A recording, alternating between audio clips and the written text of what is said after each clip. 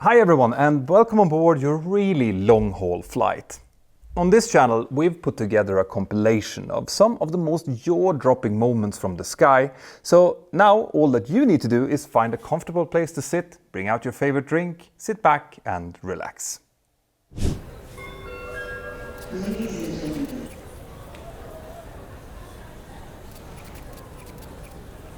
A single unexpected instruction from air traffic control initiates a sequence of events that looks completely inexplicable. A perfectly working Airbus A320 is hurtling through the night towards the dark sea below. But why? Stay tuned.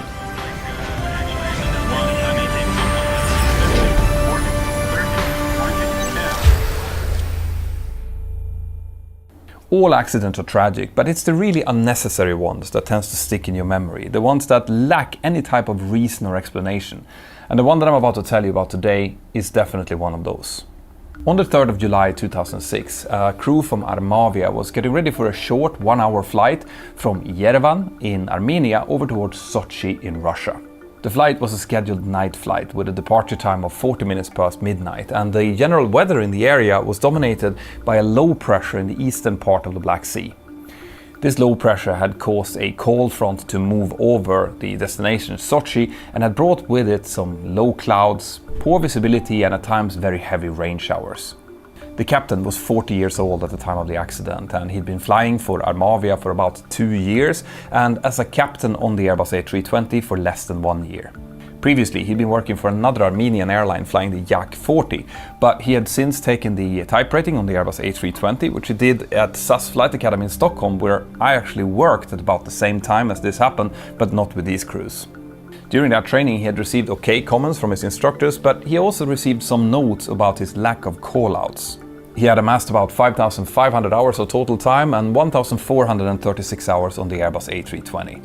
On this evening, the captain was joined by a 29-year-old first officer who had also joined Armavia about 2 years earlier. He had previously been operating the Tupolev 154 and the ATR 42 for a different operator, but then he also went up to SAS Flight Academy, got his type rating on the Airbus 320 and started working for Armavia. He had about 2,200 hours of total time and about 1,000 hours on the Airbus. The aircraft that he was scheduled to fly this night was a 9-year-old Airbus A320 that, according to technical records, was in perfect working condition. According to local Armenian laws, the crew underwent a pre-flight medical check at time 23:30 local time, and then they started looking into their pre-flight briefing material, and they saw quite quickly that the weather at their destination was quite marginal.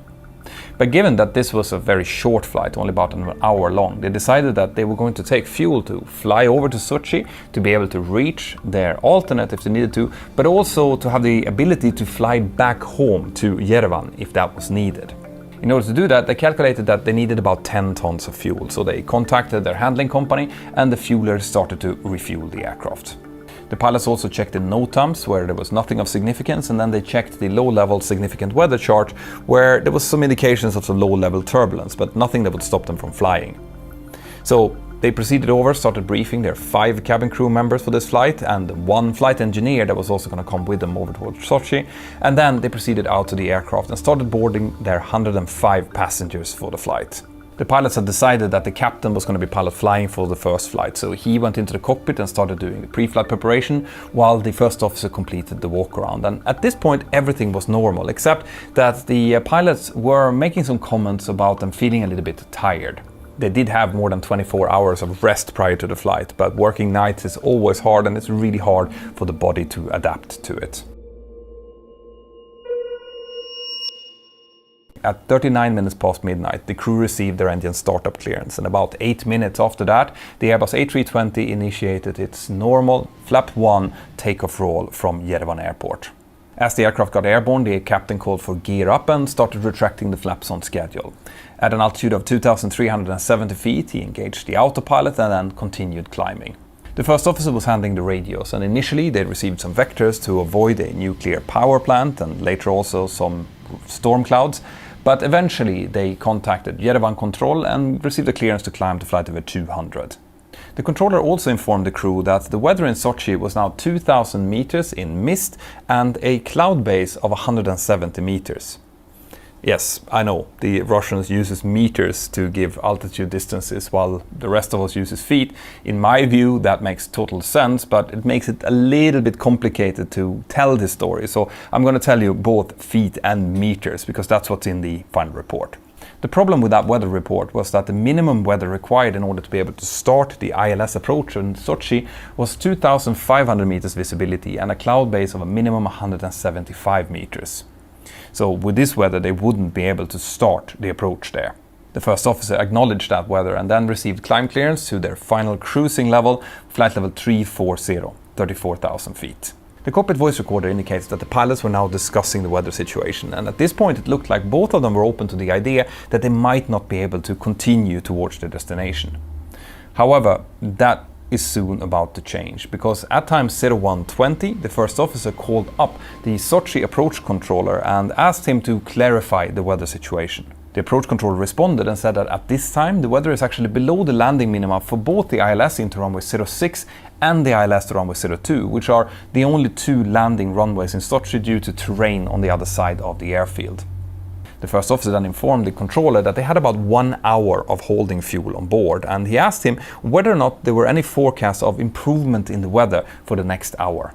The controller went away and consulted with a forecasting expert, and when he came back, he said that the weather for the coming hour was forecasted to be 1,500 meters visibility and a cloud base of 150 meters, which is way below the landing minima. What the controller forgot to say was that this was an at times forecast, meaning that that was the worst possible weather forecasted during the next hour. It wasn't an accurate full picture of the weather situation. The aircraft was now about 180 kilometers away from Sochi, and based on that weather report, the crew now elected to return back to their departure aerodrome of Yerevan. They informed the air traffic controller, who told them to turn left back towards an RNAV point called Barus, and here is where this story could have ended. But unfortunately, that's not what happened. Something else is starting to happen in this cockpit. Even though that decision to return back to Yerevan seemed like a sound decision based on the weather information they had, the captain now indicated that he was starting to get irritated with the Sochi approach controller, and the cockpit voice recording indicates that it looks like the captain thought that the approach controller had some kind of personal agenda in all of this. This was also the first indication that it looked like this captain was now getting more and more focused on getting these aircraft to Sochi. As this discussion was going on, the Sochi approach controller actually contacted the crew on the second radio box asking them what their decision was, and the captain chose to respond to that saying, "Yes, what decision? We're returning back to Yerevan," clearly irritated. About 10 minutes later, as the aircraft is actually returning towards Yerevan, the crew again contacted the Sochi approach controller to get the updated weather. But this time the crew also tells the controller that they have deputies on board. What they're likely referring to here is members of the Russian Duma, high-ranking politicians. This was not true, but they likely said this in order to try to influence the controller to give them better weather to enable them to once again turn back towards Sochi. The controller came back and said that the weather right now is about 3,000 meters with a cloud base of 170 meters, so it's just around minima, but for the last few minutes it's been okay. This caused the crew to once again change their minds, and they now informed the Tbilisi controller they were talking to that Sochi was again open and asked them if they could get a turn back towards Sochi. The Tbilisi controller approved this and told them to turn direct towards a waypoint called Banut. Now the captain starts preparing for the approach, and on the cockpit voice recorder you can hear them going through the approach briefing, and as part of the approach briefing they're discussing how to do a proper go-around for runway 06. The approach procedure stipulates that in case of a go-around, the aircraft needs to turn right onto heading of 240 degrees and climb to 2,100 feet or 600 meters, maintaining an airspeed of maximum 200 knots. Now remember that missed approach procedure because it's going to become important later on. At time 0152, the crew received their first descent clearance to 22,000 feet. This was initiated in something called a managed mode, which means in the Airbus that the aircraft basically follows a predetermined descent path, but for some reason that descent mode seemed to irritate the captain. He made a remark saying, "This one doesn't want to keep in the managed, does it, brother? Now have a look here, it doesn't want to, you can't make it." The co-pilot answered, well, engage your autopilot if you want to, yours is better in the descent. And then they both laughed. The autopilot was then changed from autopilot 2 to 1, and then the descent mode changed from the managed to the open descent mode, meaning that from now on the autopilot was going to try to descend following a specified speed rather than the specified path. This could potentially be seen as a lack of understanding on behalf of the captain when it came to his autopilot system, but it might also be an indication that he just wanted to descend quicker in order to anticipate maybe a shortcut and get towards Sochi quicker. One thing that was noticed was that the captain during the descent had a tendency to change modes and update things without telling his colleague, the first officer, what he was doing. Now, it is mandatory to call out any changes that we do, and that's not just because we want to follow standard operating procedures, that's also because it's really important that both pilots have a shared mental model of what's going on, so that one pilot doesn't suddenly look up and see a completely different descent mode on his flight mode annunciator, not understanding why it's there. Anyway, during the descent there were also some more signs that at least the first officer was experiencing a bit of fatigue, because at one point he said, "Screw it, who operates such flights with the jitters and not enough sleep?" As they descended further, the pilots also discussed that they weren't going to contact the Sochi approach controller anymore until they absolutely had to, out of fear that he might be giving them, again, worse weather so that they couldn't start their approach. But at 2 o'clock in the morning, the Tbilisi controller handed them over to the Sochi approach controller for their final descent in towards the airport. They did so and were cleared to descend to 5,900 feet and proceed towards a waypoint called Gukin. They were also given the latest weather, which was okay at that point: a visibility of 4,000 meters, ceiling of 180 meters in light rain showers, temporary visibility of 1,500 meters. Temperature was 11, dew point 11, and the pressure 1016 hectopascal. The controller also told them that it looked like they were way too high on profile and that they needed to expedite the descent. If not, they were not going to be able to make the final turn in towards the approach. The crew read this back and increased the speed to 280 knots indicated to try to regain the profile. At this point, they were about 47 kilometers away from the airfield, that's about 25 nautical miles, and they were at an altitude of 12,700 feet. And just to give you an idea, at that distance they should really be at about 8,000 feet, so they were indeed quite high. The pilots were now reminded again by the controller that they were high on profile before he handed them over to the next controller, and the cockpit voice recording is indicating that the pilots were quite annoyed with how the controller was handling this. And it is likely that the fact that they were so annoyed and that they were also starting to get a little bit stressed being high on profile could potentially start to have an effect on how they were operating the aircraft. At times 02, 03 and 56 seconds, the captain tries to turn towards the final approach track using the heading select mode. The problem though is that at this point he is at 10,260 feet with an indicated airspeed of 280 knots, which is just way too high. He realizes this, he engages the vertical speed mode and increases that to about 2,500 feet per minute, but by doing so that increases the vertical speed, but it doesn't slow down the aircraft. And because of this, the aircraft flies through the center line of final approach and ends up on the left-hand side. The captain now disconnects the autopilot for a short while, probably trying to correct the aircraft back onto final approach, but after about 14 seconds he re-engages the autopilot and sets a heading of 090 degrees to intercept. And at the same time as he's doing that, the approach controller calls them up, notifying them that they're left of centerline and tells them to turn to heading 090, to which the crew responds that that's what they've already done. At this point, the cockpit voice recording indicates that the captain is starting to get really annoyed with the controllers, and he's also doing all sorts of things, including, for example, disconnecting the autopilot without telling the first officer about what he's doing.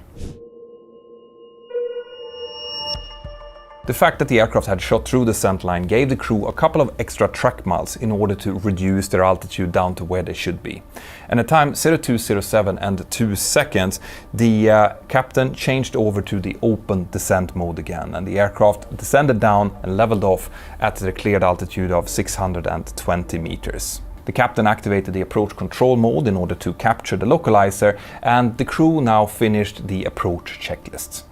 Half a minute later, the controller again came back to the crew, telling them that the weather had now dramatically deteriorated. The cloud base was now 160 meters, which was less than what they needed in order to start the approach, and he told them to continue tracking the center line, but to not initiate the descent. It's worth pointing out here that under Russian rule, an approach controller have the ability to stop an aircraft from initiating an approach and even to stop an ongoing approach from continuing if the weather falls below the required criteria. Now, those are Russian rules. Under ICAO rules, most of that is put on the captain. The captain is the one that decides whether or not to continue an approach. And this flight was flown under ICAO rules because it was an international flight, so ICAO rules should have been followed. But that was not the case. Anyway, as the pilots received this weather update, they reacted furiously in the cockpit, started swearing about the controller, even though they were in the middle of the approach checklist at that point.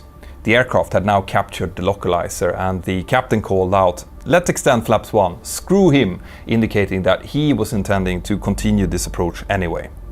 He then continued to extend flaps 2 and reduced the speed of the aircraft back to minimum maneuver speed. As the flaps were extending, the controller now again contacted the crew and said that the weather had now improved above Cat 1 minima and that they were cleared to continue the approach. He also told them to contact the tower controller in order to get landing clearance, which the crew did.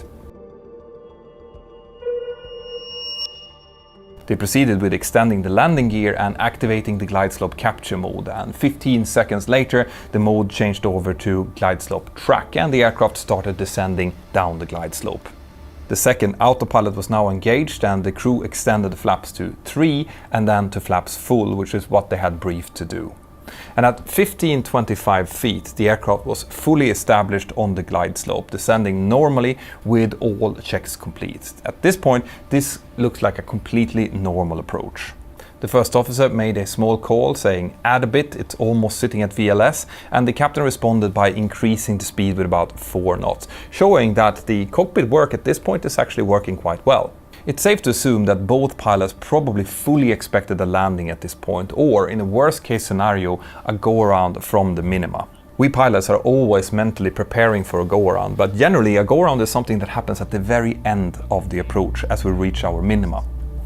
If we have to execute what we call a non-standard go-around that happens further up on the approach, it's generally a much more complicated maneuver that requires a lot of crew coordination and communication.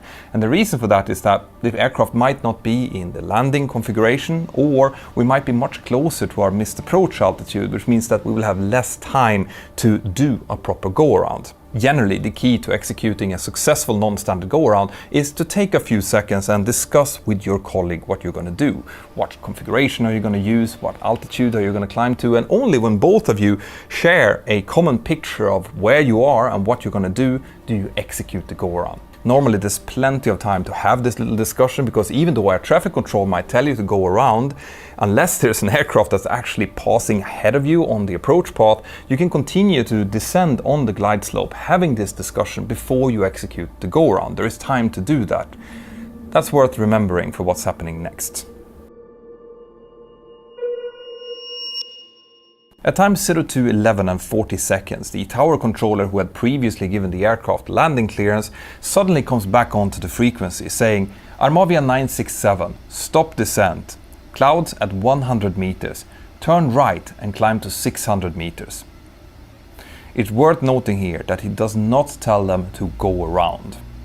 The aircraft was now at a distance of about 3.8 nautical miles and an altitude of 1,280 feet. Now, the correct go-around procedure that the pilots should have followed in this situation would have been to move the thrust lever forward into the toga position. That would have activated the go-around mode, and then they should have asked for the correct go-around flap, which in this case moving it from full to 3, and then pitch for the go-around. Since the autopilot was engaged here, the autopilot would have then flown the go-around for them. Unfortunately, that is not what happened here. Instead, the first officer read back, turning right, climbing to 600, but instead of activating the toga mode, the captain pressed the PTLO, the push to level off button. This caused the aircraft to immediately stop flying the approach, and instead it leveled off in vertical speed and heading mode. It also caused the second autopilot to disconnect, generating a warning in the cockpit, but the first autopilot remained engaged. The captain now also moved the heading bug to the right onto a heading of 173 degrees, which initiated a 25-degree bank turn towards the right. And curiously, he now also started inputting right rudder, which is something you would do on a smaller aircraft in order to coordinate the turn, but not something you need to do on an aircraft like the Airbus A320. This could be a sign that the captain is now starting to get into a state of mental capacity overload, in which we frequently move back onto procedures that we've learned way back in our experience. The aircraft is now maintaining an altitude of 1,114 feet, with still gear down and full flaps extended, which means that it's now flying with considerable drag. The tower controller comes back in and reminds the crew to turn right and climb to 600 meters, which the first officer reads back. And now, curiously, the captain reaches up and changes the altitude selector from 600 meters, which was already set as part of the preparation for the go-around, to 975 meters or 3,200 feet. And there's no real explanation to why he's doing this. It could be just a reaction to him again being told to climb and the aircraft not climbing. We don't really know that. What we do know is that the thrust levels were now moved not into the toga position but into the climb position. And this activates the open climb mode in the autopilot. And here now comes the next problem. Because of a preset Airbus logic, if the open climb mode is activated and the target altitude set is more than 1,200 feet above the aircraft altitude, the open climb will set a target pitch attitude to reach about 8,000 feet per minute, and the auto thrust will go into the speed Mach mode. The speed drops to 129 knots, which is 8 knots below the selected value, and a warning saying "Speed, speed, speed" can be heard in the cockpit. At this point, the autopilot also realizes itself that it cannot do the type of climb rate that it's aiming for with this amount of drag hanging out, and it starts to pitch down in order to preserve the airspeed. But it's very likely that this warning, together with this unexpected reaction from the autopilot, has deeply startled the pilots. So what has actually happened here so far? Well, it looks like the captain reacted to the tower controller's instruction literally, rather than executing a go-around, which was the controller's intention. The reason for that might be fatigue or mental confusion and overload, but the result is that the aircraft is now doing something, it's behaving in a way that the pilots have not seen before, and that's probably just adding to the confusion.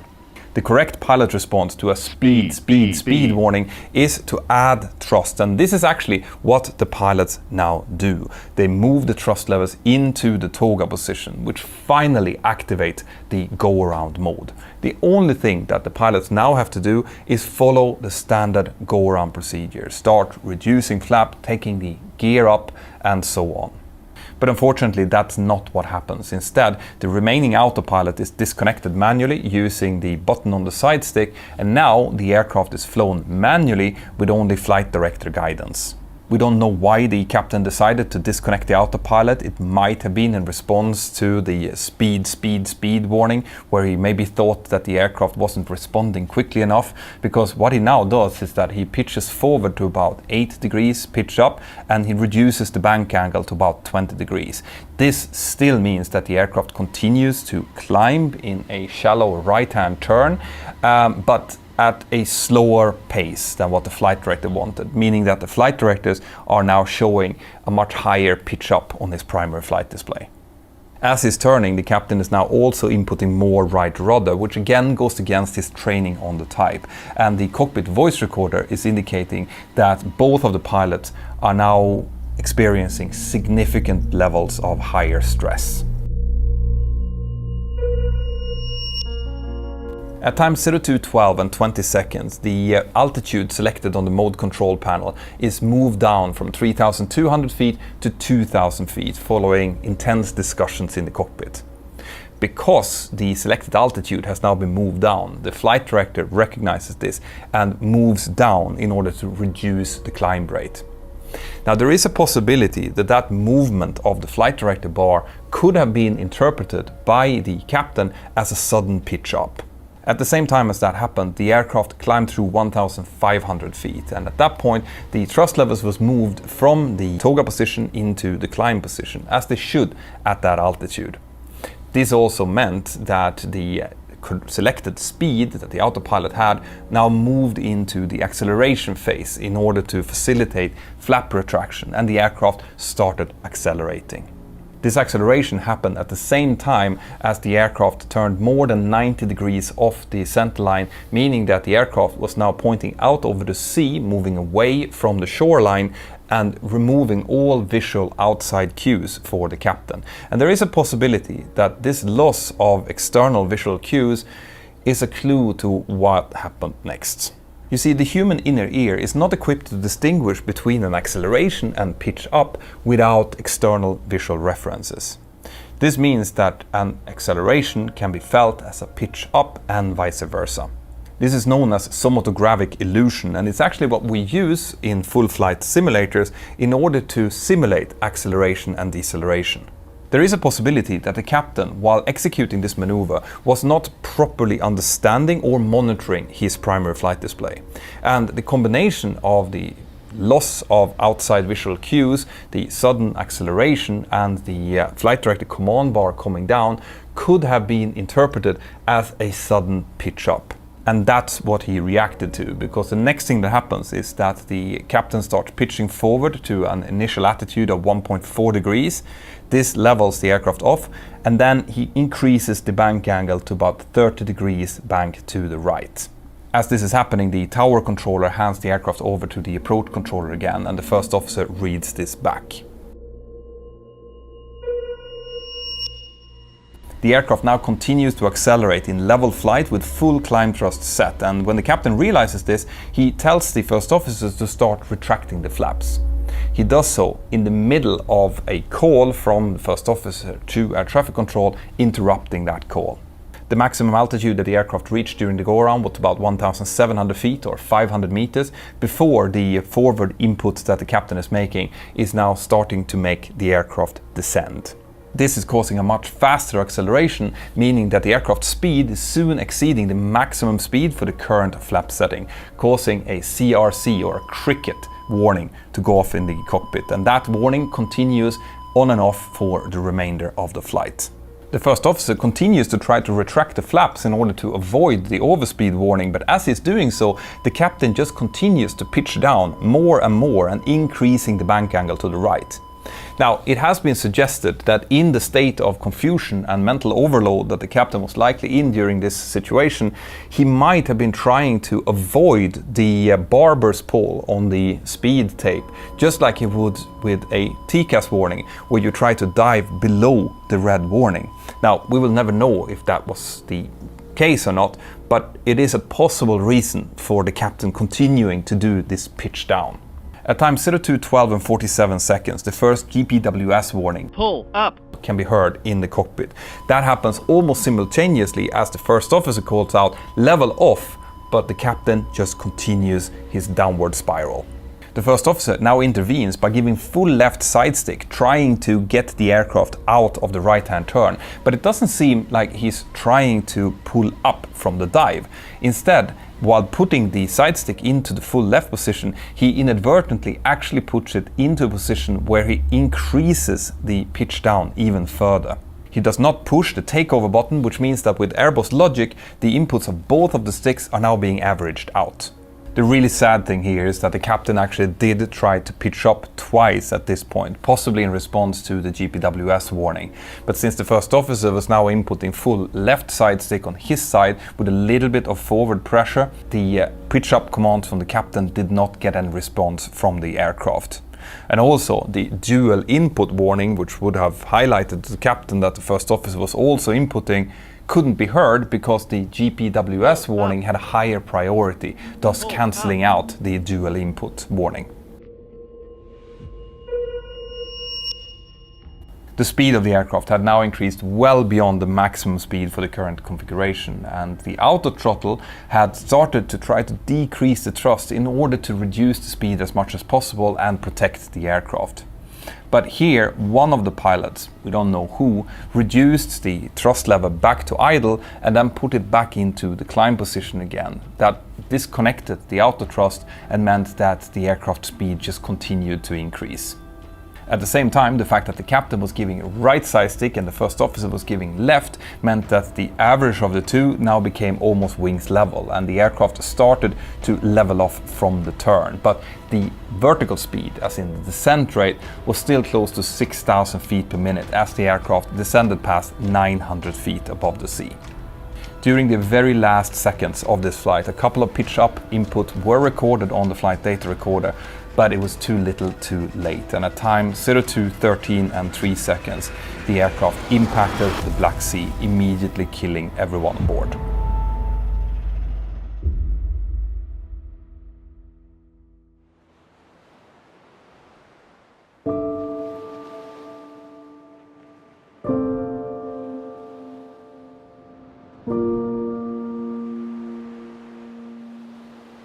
Later computer simulations showed that the aircraft was recoverable down to an altitude of about 200 feet over the water, provided that the pilots would have inputted the correct control inputs. They also showed that the aircraft in itself functioned exactly as it was designed to do. As soon as air traffic control lost radio and radar contact with the aircraft, they alerted the rescue services. But because the weather was so poor, the rescue helicopter was unable to take off. Instead, it took a few hours before a ship out on the Black Sea could locate the remains of the aircraft that was floating on the surface of the water. The investigation started immediately, and soon the cockpit voice recorder and the flight data recorder was recovered from the crash site. The investigation showed that the poor weather had been the triggering factor for the accident that had led the air traffic controller to issue a non-standard go-around clearance to the crew. This in turn had probably led to a startle event for the crew, where the captain had incorrectly started inputting the wrong procedures, which eventually led to the fatal accident. It was also shown that the first officer had not been properly monitoring the situation nor calling out the deviation, and none of the pilots had executed the proper procedures associated with a GPWS warning. The French aviation authorities, the BEA, who are the regulating authorities for Airbus, also came with some additional points to the investigation, showing that the lack of standard operating procedures and proper call-out probably had something to do with the outcome as well. They also pointed a little bit more of a finger towards the air traffic control services in Sochi, and the recommendations that came out of this terrible accident included increase in training for pilots for how to deal with somatogravic illusion, mainly trust your instrumentation, but also how to deal with a non-standard go-around and a GPWS warning, and how important it is to keep sterile cockpit during critical phases of flight.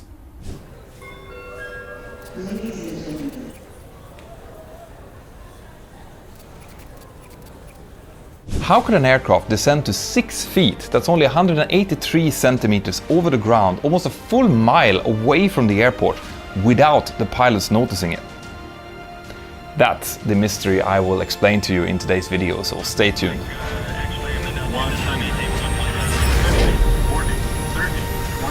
The story I'm going to tell you today is based on a very complete interim report by the French authorities, the BEA. Now, the reason I've chosen to use an interim report rather than a final report, which I normally always do, is because this story highlights some very important safety lessons that I want to share with you guys. The incident took place on the 23rd of May 2022 on a flight between Stockholm Arlanda in Sweden and Paris Charles de Gaulle Airport in France. The aircraft that was being flown was a 23-year-old Airbus A320 that was operated by a Maltese airline called AirHub Airlines, and it was operating on something called an ACMI wet lease agreement with Norwegian Air Shuttle. An ACMI wet lease agreement basically means that the company that is leasing out the aircraft, in this case AirHub Airlines, is providing both the aircraft, crew, maintenance and insurance, basically the entire operation, to the lessee company. So the tickets that the passengers would have bought would have been with Norwegian Air Shuttle, but the company that was actually doing everything was AirHub Airlines. And in the media report that was issued after this interim report was released, that wasn't made very clear. Anyway, the two pilots that was going to operate this flight were employed by AirHub Airlines, and they started the day just like any other day by going through the pre-flight preparation, checking the weather, NOTAMs, en route weather and fuel calculations. Now, we don't know the age and experience of the pilots because, as I mentioned before, this is based on an interim report. But what we do know is that the weather they were presented with was quite nice. There was no problems forecasted en route, and at their destination airport, Paris, it also looked quite okay, with some scattered clouds at 1500 feet, good visibility, light winds from the west, but also mentioning of some temporary rain showers and cumulonimbus activity around the airport. Those types of clouds and rain showers are very common in Europe this time of year, and not normally of a huge concern to pilots as long as they're not frequent or forecasted together with thunderstorms or hail, because they tend to be of a very transitory nature. They tend to move away very quickly, and even if they don't, as long as it's only rain, since the aircraft are not made of sugar, we can just fly straight through them. So the pilots wouldn't have thought much about this, but in this case, they're actually going to play a fairly important role. When the pilots had finished their pre-flight preparation, they went and they briefed their cabin crew, and then they walked all together out towards the aircraft. They decided that the captain was going to be pilot flying for the first leg and the first officer pilot monitoring, and then they would switch. Something that we normally do as we try to get the equal amount of exposure to both roles during any given day. The captain checked the technical status of the aircraft, which was found to be perfectly in working order, and then he started doing the pre-flight preparation as the first officer did the walk around of the aircraft. The cabin crew also finished their safety inspection of the aircraft, and then they started boarding all of the passengers.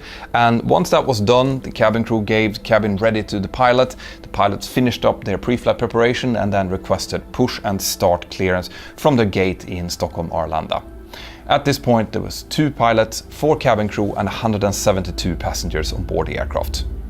The aircraft taxied out normally, and at time 0930 UTC, that's 11:30 local time, Norwegian Air Shuttle flight 4311 with call sign Rednose 4311 took off from runway 08 in Stockholm Arlanda and started climbing towards the southwest towards Paris. The flight proceeded completely normally, and as the aircraft flew in over Dutch airspace close to Amsterdam, the captain handed over the controls to his first officer to start to prepare, set up and brief for the arrival and approach into Paris Charles de Gaulle Airport. The first thing he did was to switch his second radio box onto the ATC frequency for Charles de Gaulle in order to listen in to the latest arrival and weather information. Now, the information that he received sounded like this. This is Charles de Gaulle information Oscar, recorded at time 10:50 UTC. Runway in use for landing is runway 27 right with an RNP approach. Transition level 70. Wind 280 degrees, 10 knots, visibility 10 kilometers, broken clouds at 1,500 feet, few cumulonimbus at 5,000 feet, temperature 19, dew point 14, and QNH 1001. This was a quite typical 80s message, and it actually showed quite good weather at their destination aerodrome. The only real threat was the mentioning of cumulonimbus or storm clouds at 5,000 feet. But what I want you to focus on is the very last bit of this message, QNH 1001. This is a very important value because it gives us the reference pressure in hectopascals. In the United States they use inches of mercury instead, but we need to enter that value into our barometric altimeters in order for them to show us the correct altitude as we are arriving into the airport. When aircraft are flying at higher altitudes, what we refer to as flight levels, we all set the same pressure reference, which is 1013.25 hectopascals. And the reason we're doing that is because when we're at higher levels, we are less interested in knowing exactly how high we are above the sea level, and we're more interested in making sure that all of the aircraft that are flying all around us are using the same pressure reference so that we can maintain the altitude separation between each individual aircraft. Because the air pressure is differing geographically all over the globe, it will be impossible for air traffic control to know which setting each individual aircraft has, so we all set the same. But of course, as we are getting closer to our destination and as we're descending down, it becomes much more important for us to know how high we are above obstacles and above our landing airport, and that's when we need to be given the local pressure setting, which in this case was 1001 hectopascals. Now, the way that we pilots get this pressure reference officially is by air traffic control giving it to us when they clear us from a flight level down to an altitude later on. But we typically preset the expected value that we've gotten from the ATC information, so that will be easier to just switch over when we do get that clearance. Now, the other thing that we need to discuss before we go any further is the type of approach that these pilots are now preparing for. Remember, the ATC said that they could prepare for an RNP approach for runway 27 right? Well, RNP stands for Required Navigational Performance, and these approaches are also sometimes referred to as Baro RNAV approaches, and they're flown using the aircraft's GPS system together with an internal navigational performance monitoring system that can notify the crew in case something is going wrong with it. In other words, an RNP approach can be flown without any airport-based navigational aids. These approaches are becoming more and more popular now because they're enabling smaller airports that might not be able to afford a big and expensive ILS system to be installed to have a very accurate instrument approach system anyway. On bigger airports like Charles de Gaulle, for example, the RNP approaches are typically used as backups whenever the ILS systems are either not working or under maintenance, and that's exactly what was going on this particular day. Now, because RNP approaches are flown using internal systems rather than external beams, it's very important that all of those internal systems are properly set up prior to the approach being flown. Now, like I mentioned before, the area navigation or the RNAV part of this type of approach has a monitoring system built in that monitors the navigational accuracy of the GPS system, and on the approach segment it has a tolerance of about 0.3 nautical miles, and if the GPS system cannot maintain that, it will be shown to the pilots, so we will stop the approach if that happens. Now, that's just the horizontal navigation part of these type of approaches. The vertical path is built up on altitudes that are set at given RNAV points, following typically about a 3 degrees glide slope. In order for this type of approach to be accurate, it's very important that the correct barometric pressure is fed into the barometric altimeters. So the captain now briefed his first officer on how he intended to fly this approach. The minimum descent altitude was 752 feet, that's about 250 feet above the ground, but the airline policy was to add 50 feet on top of that. So the value that they actually put into their minima selectors was 802 feet. The reason that the airline had a policy to add 50 feet is because of a technicality that we have to follow when flying non-precision approaches. When we're flying a precision approach, like an instrument landing system, an ILS, we fly down to minima that is referred to as a decision height. If we reach the decision height and we don't have the visual references we need, we will then execute the go-around. But as part of the go-around, we are allowed to momentarily sink through the decision height. This will happen every time because the aircraft has a lot of inertia, so from the time that we decide to go around to when the aircraft actually starts climbing takes a few seconds, and you lose a couple of feet when doing so. Now, when flying a non-precision approach, because of the less exact nature of the navigation involved with flying non-precision approaches, we are not allowed to transgress the minimum descent altitude. So on a precision approach, we have a decision height. On a non-precision approach, we have an MDA, a minimum descent altitude. But because the airlines want the pilots to execute the go-arounds using the same procedure, they add 40 or 50 feet onto the MDA. That way, when the pilots hear the minimums call on a non-precision approach, they can execute the go-around exactly in the same way as they did on the ILS. And even though the aircraft continues to descend a little bit, they will not transgress the MDA. Anyway, when the captain had completed his briefing, he made a PA to the passengers, and after that, the first officer requested descent from air traffic control. They received several descent clearances and changed frequency multiple times until they eventually got into contact with Charles de Gaulle approach control. At time 11:32 and 24 seconds, the first officer called up and checked in with Charles de Gaulle approach control. The controller responded with the following message. Red Nose 4311, bonjour, descend to 6,000 feet, QNH 1011. The first officer responded with 6,000 feet, QNH 1011, 1011, Red Nose 4311. Did you catch that? The pressure that they got from the ATC earlier on was 1001, but the pressure that they've now gotten, the official pressure from the controller, was 1011, which is the incorrect pressure. From the readback, you can hear that the first officer is a little bit hesitant about this value. That's probably why he repeated it. It's likely that the pilots had preset 1001 in order to be able to quickly change it over, and now they had to change it up with another 10 hectopascals. But he didn't question it, and it's possible that he thought that maybe we just misheard the ATC report earlier on.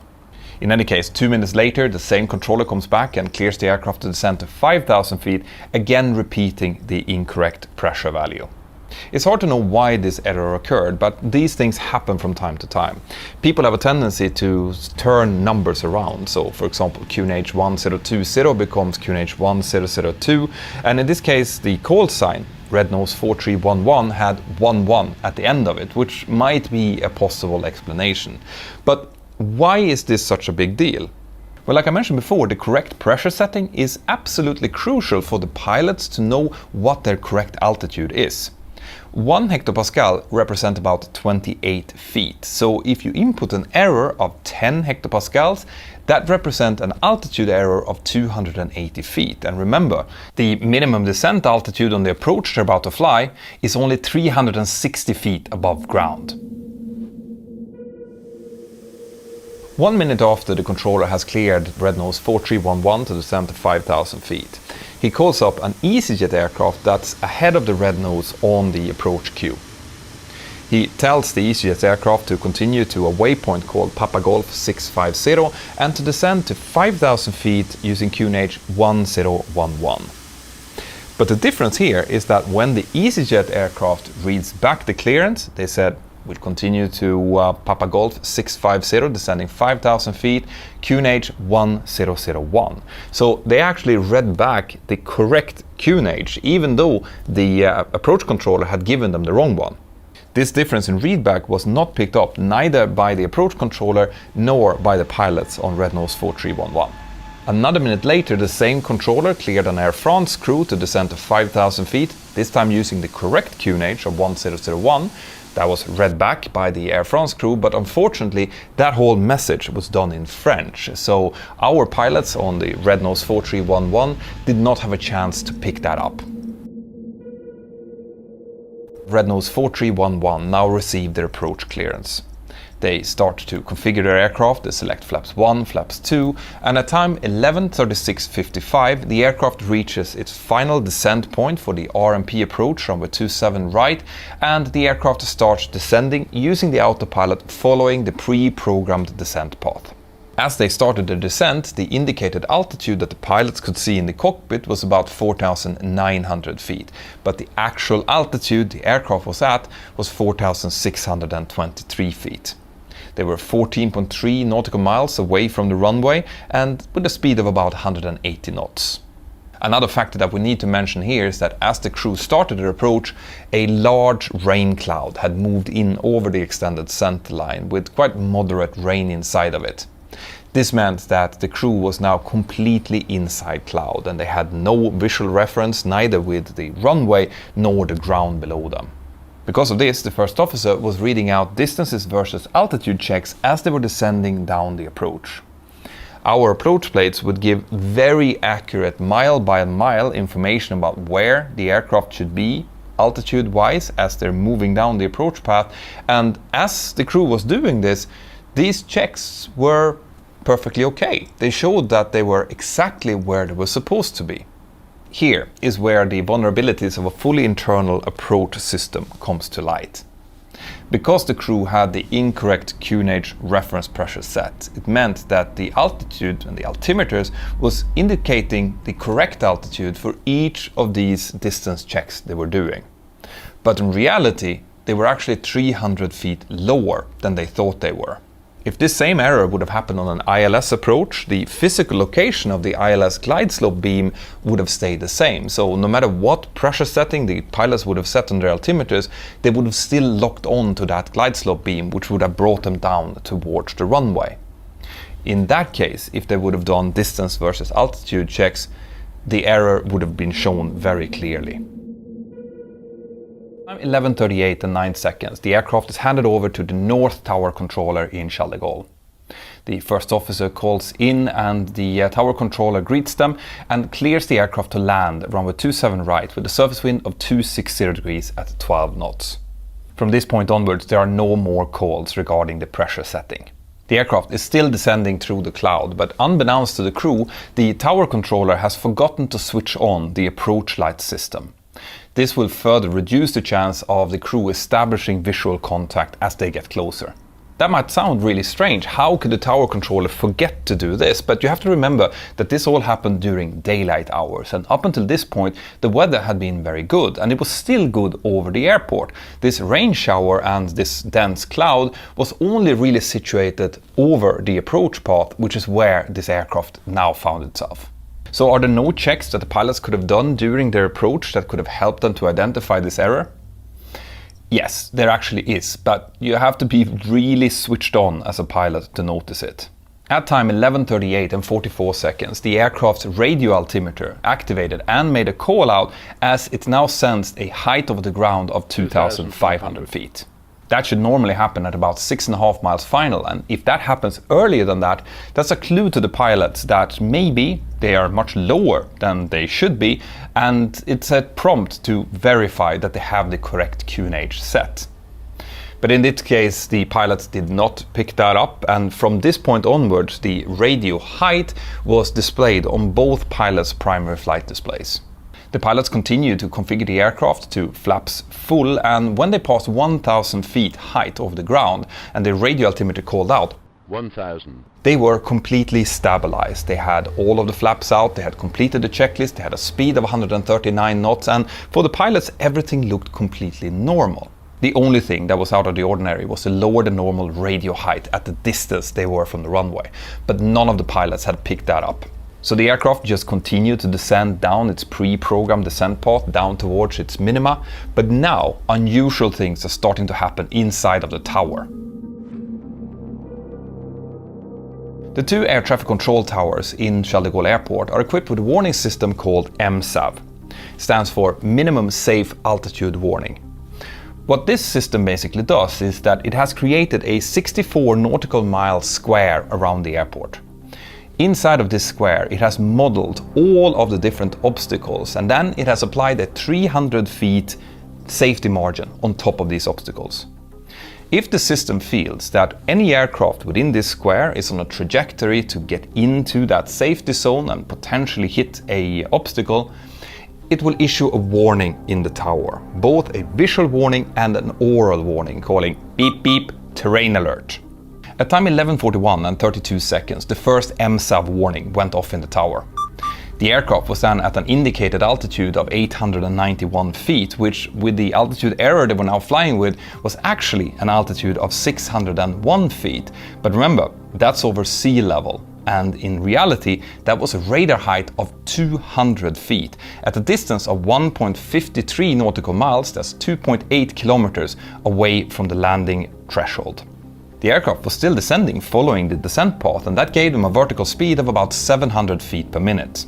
Now, the correct procedure that the tower controller should have followed in case of an MSAV warning would be to immediately contact the pilots, advise them of the warning, ask them to verify position and altitude, and give them the correct QNH setting. That did not happen. Instead, 9 seconds later, the aircraft had descended down to an indicated altitude of 802 feet, which, if you remember, was the minimum that the pilots had set earlier.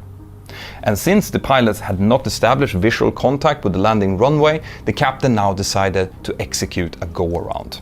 The aircraft is now 102 feet above the ground at a distance of 1.2 nautical miles away from the landing runway. But remember how I told you that when the pilots start executing the go-around, the aircraft continues to descend for a little bit longer? Yeah, that's happening now as well. So as the pilots are taking the decision to go around and starting to both disconnect the autopilot in this case and pitch up the aircraft continues to descend. And it is at this point that the tower controller finally calls the aircraft and says, Red Nose 4311, I just had a terrain alert. Are you okay? Do you see the runway? The pilots did not hear or respond to this message. They were likely too focused on the go-around that they had just decided to execute. 3 seconds later, as the captain has finished moving the thrust lever into the toga position, the aircraft arrives at its lowest indicated height of 6 feet above the ground. That's 183 centimeters, basically 2 centimeters lower than my full height, at a distance of 0.8 nautical mile from the runway, 1.5 kilometers. That is incredibly low, and it mercifully now starts to climb away. But this story is not finished yet. Remember, they're still not down on the ground. Now, one thing that's curious here is that the pilots later stated that they didn't get any type of GPWS warning nor any radio altimeter callouts, which they would normally get at those low radio heights. Now, we won't know why that was the case. That's actually part of the investigation, and we will likely hear more details about that once the final report is released. But my personal theory is that this has something to do with a part of the GPWS system called the terrain clearance floor. The way that this part of the enhanced ground proximity warning system works is that it reduces the margin to where you will get a ground proximity warning the closer you get to the active landing runway.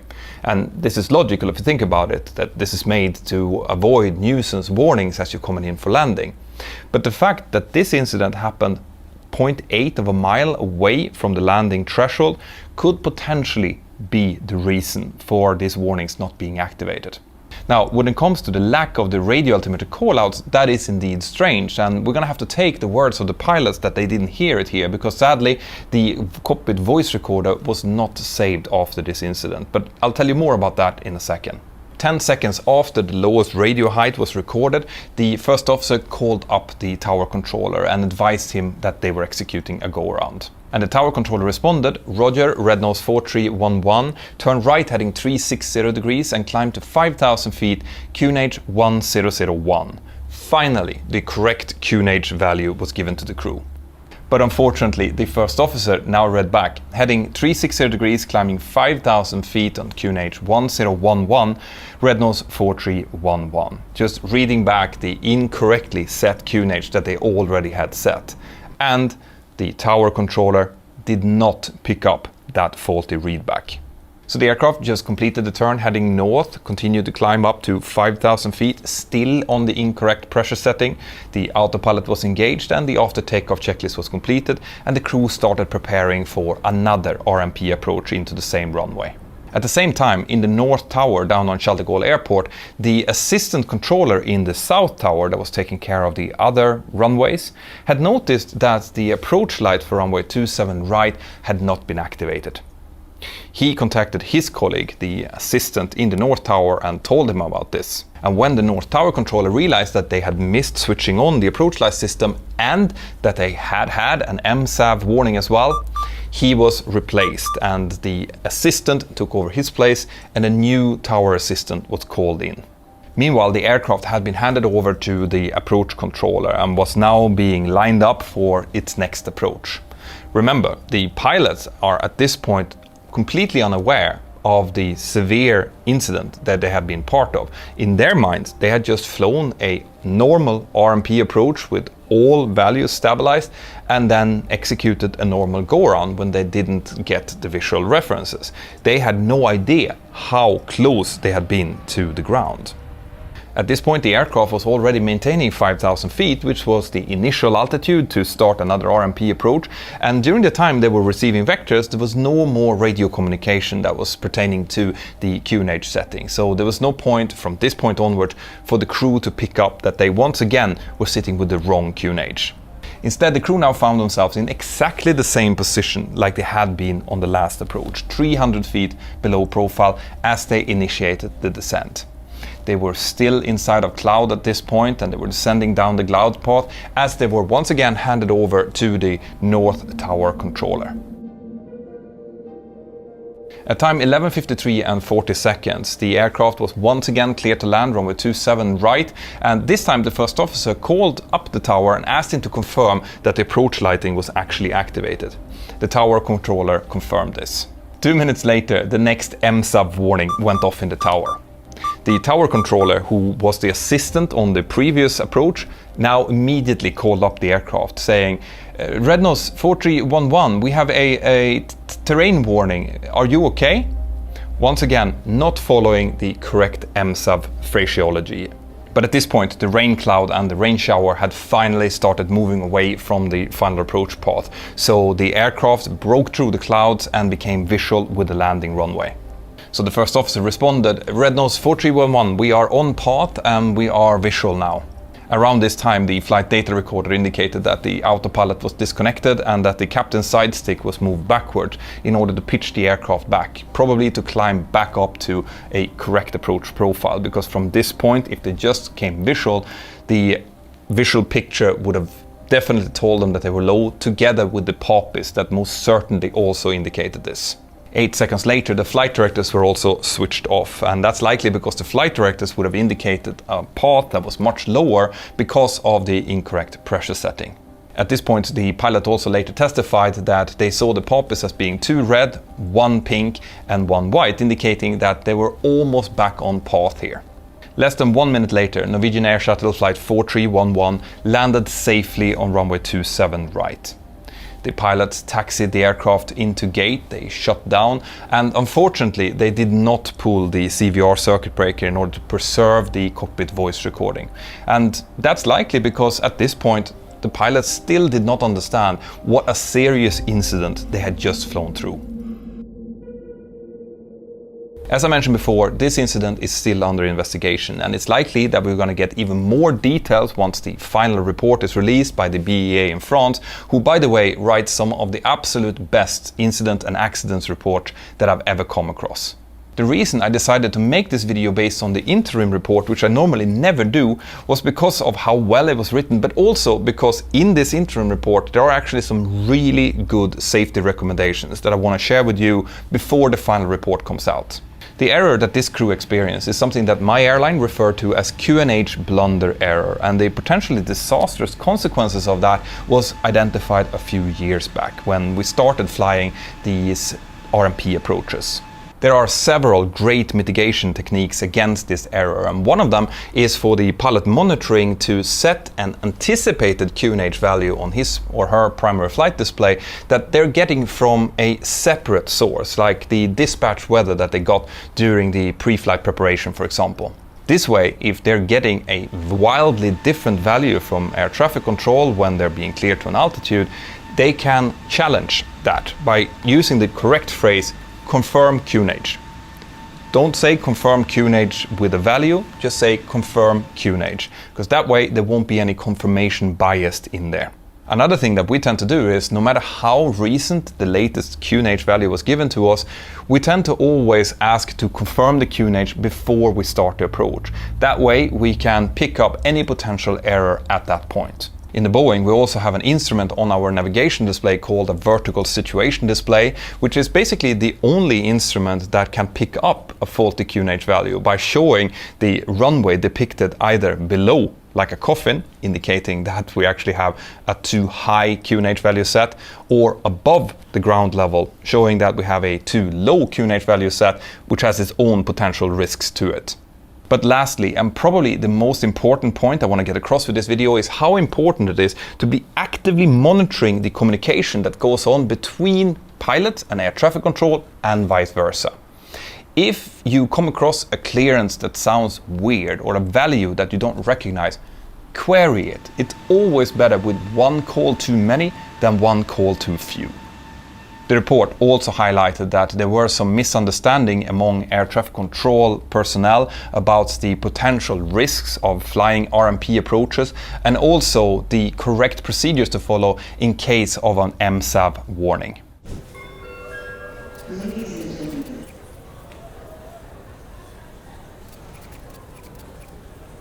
The pilots of this MD-87 is just lining their aircraft up for an early morning departure in Milan. The fog outside of the cockpit window is dense as they set takeoff thrust and start accelerating down the runway. As the aircraft start rotating, they suddenly see a black shadow and an anti-collision light appearing straight ahead. How was this possible? Stay tuned.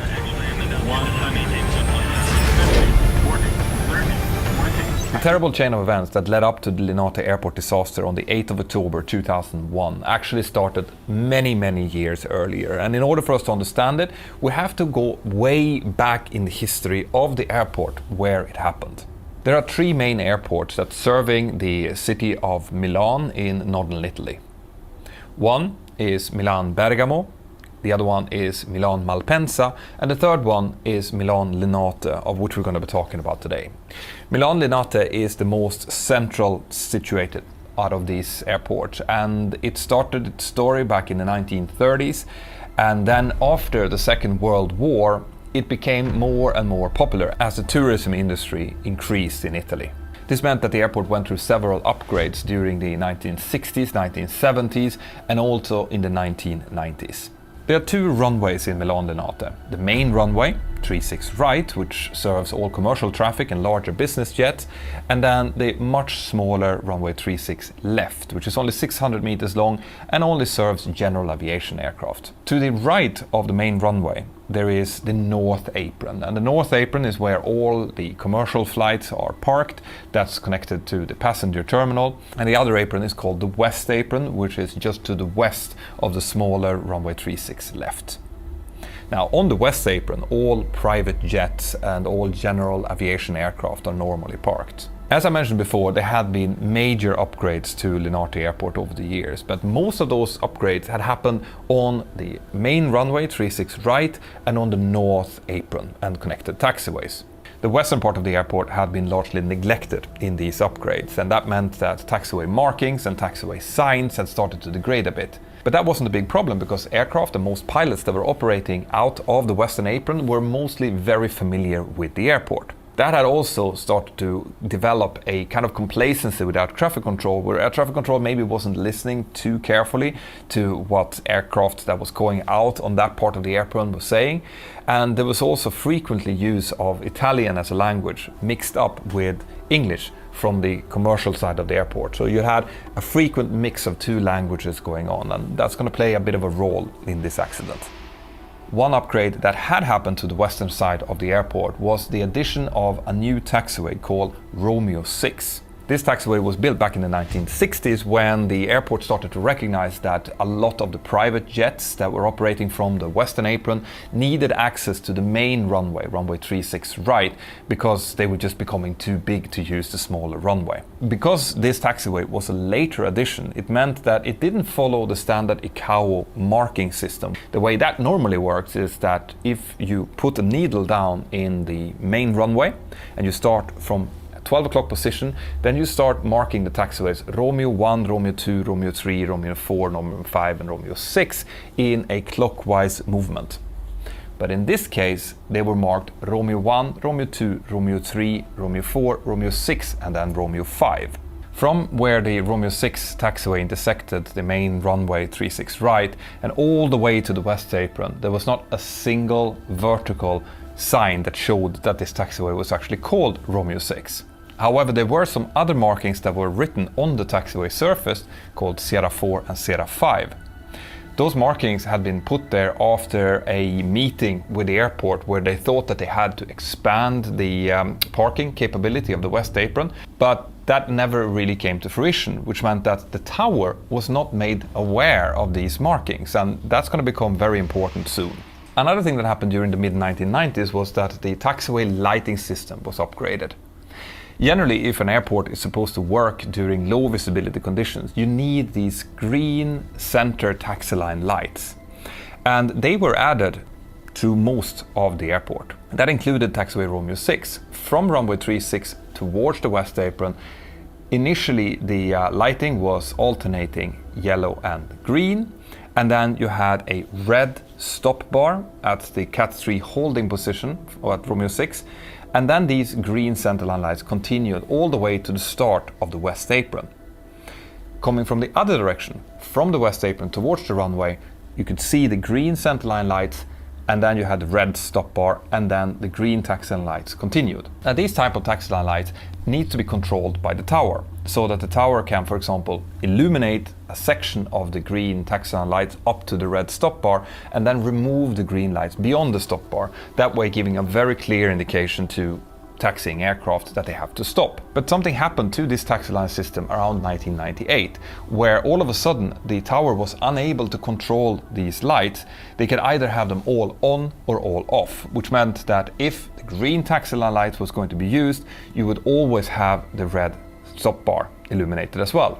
This led to a situation where pilots who were familiar with the airport were also familiar with having to cross that red stop bar in order to enter the runway after receiving clearance from air traffic control.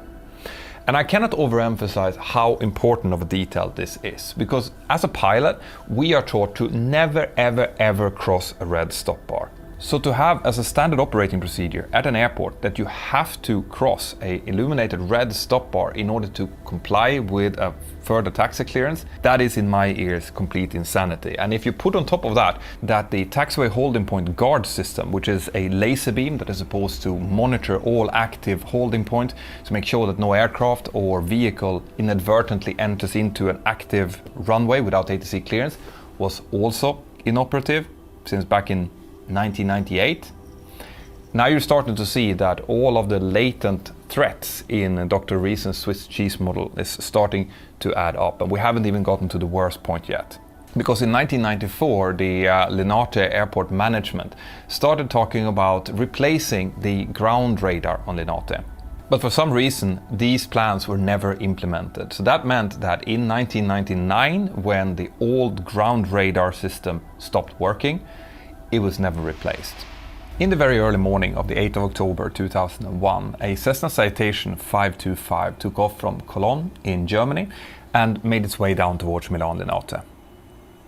The aircraft was owned by a private German citizen, but he had started up an AOC recently and was in the process of moving this aircraft ownership over towards this AOC, this company.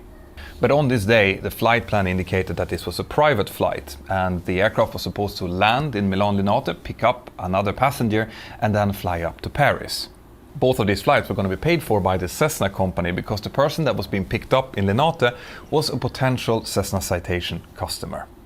The Citation was flown by 2 experienced pilots, but both the Citation itself and these pilots were limited to fly down to Category 1 limitations.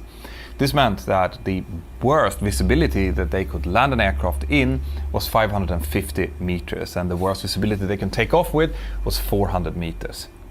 But as they started to get closer to Linate and they took the weather, they realized that the weather was way worse than that. The wind was calm, visibility was only about 100 meters with overcast clouds at 100 feet, and RVR, which is the runway visual range, was 175, 200 and 225 meters, which is well below Category 1 minimums. However, the airport had not yet started to issue low visibility procedures and did not say on the 80s that Category 3 ILS approaches were in force. Now, that doesn't really matter, because as a pilot, you need to keep track of what your lowest visibility is.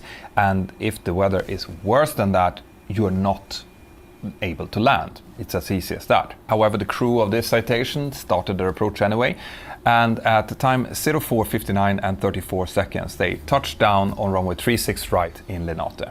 After landing, the pilots asked if they could make a short backtrack on the runway and exit on taxiway Romeo 6 to taxi to their parking position on the west apron.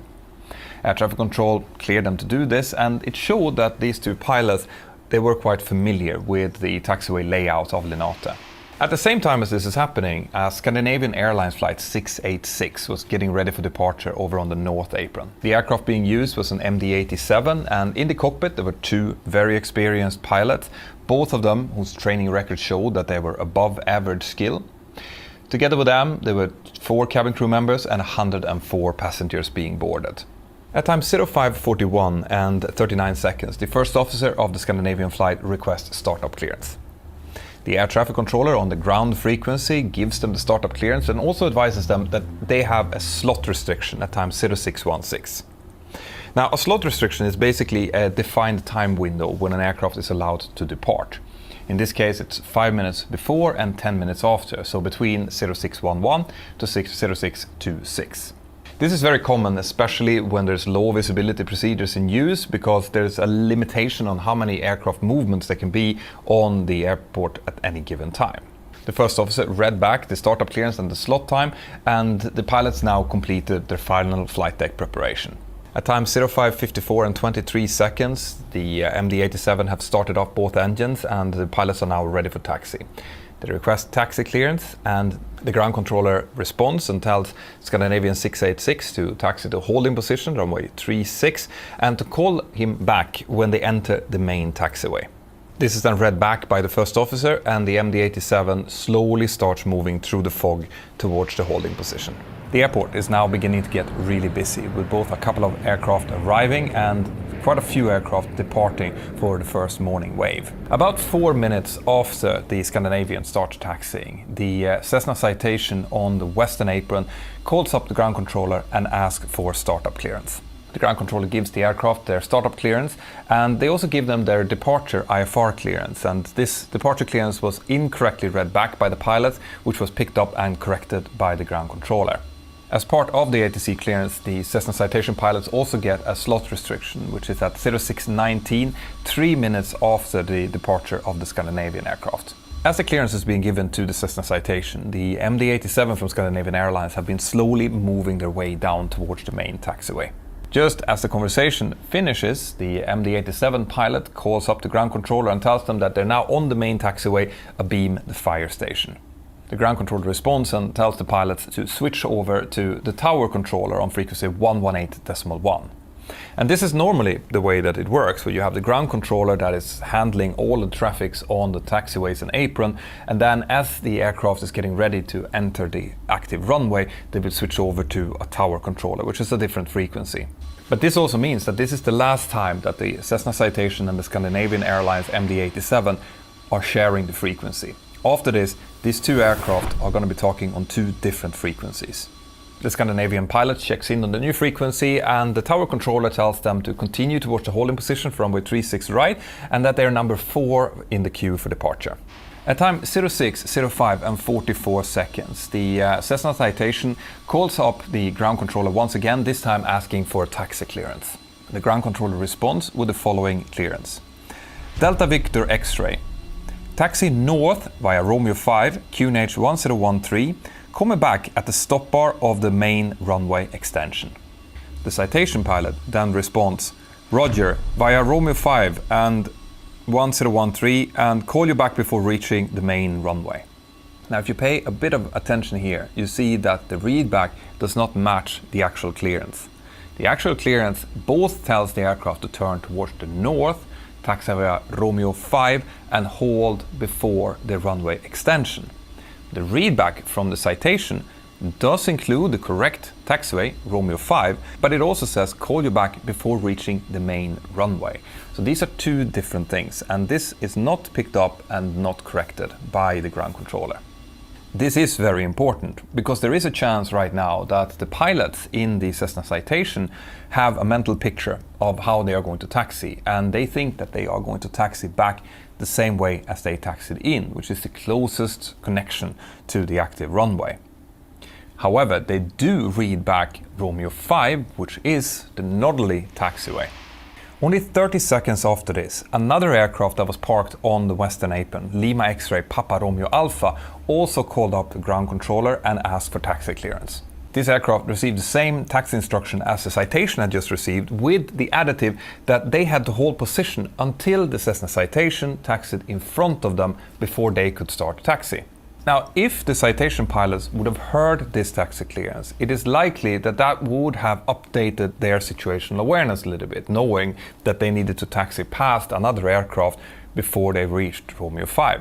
But unfortunately, this whole conversation was made in Italian, so the German pilots in the Citation would not have understood it.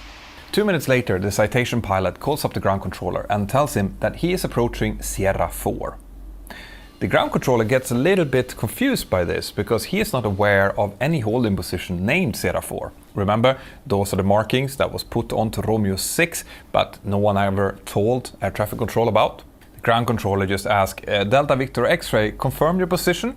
And the Citation Delta Victor X-ray responds, we're approaching the runway, Sierra 4. Now this is another opportunity to solve this confusion.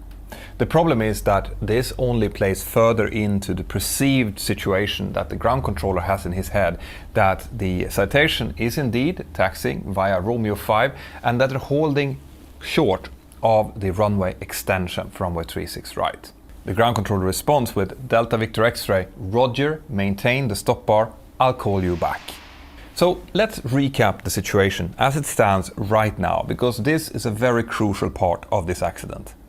The ground controller is convinced that Delta Victor X-ray is holding at the holding position at the runway extension on Romeo 5. The pilots in the Cessna citation have just been told to hold at the stop bar to get further clearance. Now they are on Romeo 6. That is the wrong taxiway, they read back Romeo 5, but it's also very likely that they have a mental model that they should be on Romeo 6. And in any case, during their taxis so far, there have been no signs along the taxiway that they're actually on Romeo 6 and not on Romeo 5. After this conversation, the ground controller calls up another aircraft which is on the north apron. And the reason he's doing this is to make sure that the taxiway is clear for the Cessna citation to continue taxiing through the north apron and onto the main taxiway for the holding point from the 36 right. When he gets confirmation that this other aircraft has moved out of the way, he calls up the Cessna citation again. The clearance that the ground controller now gives the Cessna citation is Delta Victor X-ray, continue taxi on the main apron, follow the Alpha line. The citation pilot responds with Roger, continue taxi in main apron, Alpha line the Delta Victor X-ray. The ground controller then continues with yep, that's correct, and please call me back entering the main taxiway. Now, we will never really know exactly what conversations that took place inside of the Cessna citation cockpit, and the reason for that is that the Cessna citation did not have a cockpit voice recorder. It was not required on aircraft of that size. But it is likely that this last clearance, where the ground controller tells them to continue on to the north apron, then onto the Alpha line, and then subsequently onto the main taxiway, could be understood as a clearance to cross the active runway onto the north apron and then turning right onto the main taxiway. Because what happens next is that the Cessna citation now taxis past a big white stop mark, which is painted onto the taxiway. They then continue past some holding point markings, which are painted yellow on the taxiway, and then they cross a red lit stop bar. Remember the one that we talked about in the beginning of the video, the one that could not be turned off unless you wanted to turn off all of the taxi line lighting? Yeah, that one. And since these pilots are familiar with Linate, it's very possible that they have gotten the clearance to taxi past red stop bars before at this airport. Next to the red stop bar, there's also a Cat 3 holding point vertical sign, and then they taxi past another holding point marking on the taxiway before they enter the active runway 36 right. This is all happening on the ground frequency, and the Scandinavian Airlines flight 686 is on the tower frequency. They've been in line, but now they are getting a clearance to enter and line up runway 36 right. At time 06, 09 and 28 seconds, the tower controller, whilst he's talking to another aircraft, ends off the transmission with giving the full takeoff clearance for Scandinavian Airlines flight 686. The pilots inside of the MD-87 reads back, clear for takeoff runway 36, and when airborne, squawk ident, and we're rolling, Scandinavian 686. The captain now sets takeoff thrust and the aircraft starts accelerating down the runway. The visibility outside of the cockpit windows is still really bad. It's only about 200 meters, which means that they can only see a few centerline lights ahead of them as they're accelerating. The first officer calls out 130 knots, which is checked by the captain. He then calls out V1, rotate, and the aircraft starts rotating. As the nose wheel comes off the ground, a signal is automatically sent via the aircraft's ACARS system to the Scandinavian Airlines headquarters in Copenhagen, saying that the aircraft has taken off. Only about 4.8 seconds after the initiation of the rotation, a black shadow and an anti-collision light appears in front of the pilot of the MD-87. Half a second before the impact, an unreadable word is said on the cockpit voice recorder, indicating that the pilots did indeed see something. Then, at time 06:10 and 21 seconds, the MD-87 collide with the Cessna citation abeam the Romeo 6 taxiway intersection. The first point of impact is the nose gear of the MD-87, who touches the horizontal stabilizer of the citation. The second point of impact, which is much more severe, is the right-hand main landing gear of the MD-87, who first touches the right-hand wing and then slams into the body of the citation, completely destroying the aircraft and most likely killing everyone on board. The force of that impact is so severe that it cuts the right-hand landing gear straight off. The gear is then pushed backwards, it damages the right-hand flaps on the wing of the MD-87 before it flies further back and jams itself between the engine pylon and the right-hand engine. That impact causes the right-hand engine to immediately fail and then separate the aircraft. That causes a number of electrical failures inside of the MD-87, and after this follows numerous contacts between the two aircraft before the MD-87 gets airborne. Inside of the cockpit, the pilots are now struggling to maintain control of their badly damaged aircraft. They get as high as 35 feet, which is about 10 meters, before the left-hand engine, who has likely ingested a lot of debris from the collision, now also starts failing. Without any of the engines functioning, the aircraft cannot continue to fly and now starts descending back onto the runway. It touches down towards the very end of runway 36 right at a speed of about 166 knots. When it does so, because it's now lacking its right-hand landing gear, the right-hand wing touches the ground and starts to pivot the aircraft towards the right. The pilots in the cockpit are now trying to maintain directional control of their aircraft. We know this because they did select the left-hand reversers to activate on their now failing left-hand engine. They did this likely to try to slow the aircraft down because all brakes had failed at this point because of the damage to the hydraulic systems during the impact. But also the fact that they did this now caused a bit of asymmetrical thrust on the left-hand side, which also helped them to slightly maintain control. But since the right-hand wing was touching the ground, the whole aircraft continued to pivot up to an angle of about 45 degrees as the aircraft careered off the runway. But it has been shown in tests after the disaster that if it weren't for these last heroic actions by the flight crew, the trajectory of the aircraft would have been more towards the right, where it could have impacted parked aircraft that were being boarded for departure and also the terminal building, potentially causing many more people to lose their lives. Sadly, there was nothing more the pilots could do. The aircraft did not slow down. Instead, it continued in a slight right-turn trajectory after it left the runway until it crashed into a baggage handling building. When it crashed into the building, it came to a complete stop from 149 knots, and that caused the roof of the building to collapse down onto the aircraft and a violent fire to immediately break out. This was a completely non-survivable event, and all 110 passengers and crew plus 4 workers inside of the building immediately perished. This was the second worst on-ground aircraft collision accident in history, only second to the terrible Tenerife disaster. But the story does not end here. Because of the dense fog and because of the lack of situational awareness inside of the air traffic control tower, the fact that this accident had even happened did not become clear to the tower controllers for several minutes after the disaster. About 49 seconds after the crash, the first phone call came into the tower. The person who called said that he heard something that sounded like explosions from the runway, but the tower controller didn't know exactly what he was talking about. He didn't have any other indications of anything being wrong, so he largely disregarded it. The second thing that happened was that a police officer that was stationed outside of the airport perimeter next to one of the airport gates called directly to the airport firefighting units and said that he could see fire coming off the baggage handling building, and he could also see people who seemed to have been hurt coming out of the building. This caused the airport firefighters to immediately launch a couple of their firefighting vehicles towards the baggage handling building, but this was never really communicated with air traffic control tower. Instead, the tower controller, about 2 minutes after the crash had happened, was trying to reach the Scandinavian aircraft on the radio. Remember, they were supposed to squawk ident, that would show them up on his radar screen, but he couldn't see them. Instead, he called to the other air traffic control sectors around to see if the Scandinavian aircraft had called in on their sector instead. But none of the others had heard anything.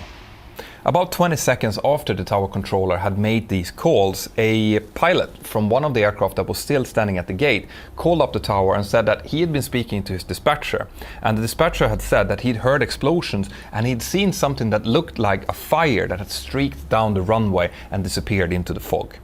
Now, the air traffic controllers are starting to put 2 and 2 together, and at time 06:13 and 30 seconds, they push the alarm button in the tower. After this follows a sequence of almost complete confusion in the tower, where the air traffic controllers are trying to figure out what has happened. They're also trying to control all of the aircraft that are still out there, because so far they have no idea what has actually happened. There's a huge lack of communication between the air traffic controllers and the firefighting units, so bad that when air traffic control tells the leading units of the firefighters that they need to send someone out to do a runway inspection to see if there's something on the runway, this is not understood as a direct order and subsequently is not being done. As a result of this, it takes almost 30 minutes before an aircraft that is taxiing along the main taxiway calls into the tower and says that he can see that something is burning on the runway.